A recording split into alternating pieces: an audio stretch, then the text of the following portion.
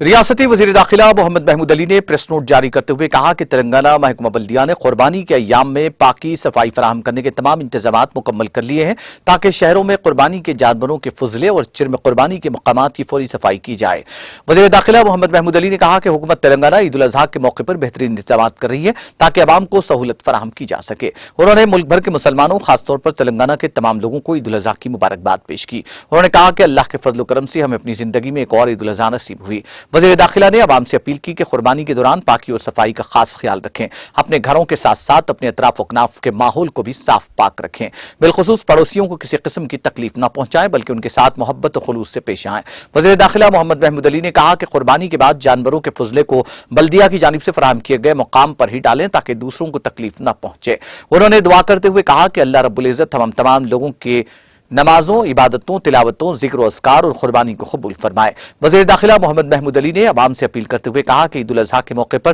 دعاؤں کا اہتمام کرتے ہوئے ملک بھر کے حالات میں بہتری، ریاست تلنگانہ کی ترقی اور عوام کی فلاح و بہبود کے لیے دعا فرمائے اور وزیر اعلیٰ کلبکنٹلا چندرشیکھر راؤ اور ان کے افراد خاندان کی صحت و تندرستی اور دراز عمر کے لیے بھی دعا کریں۔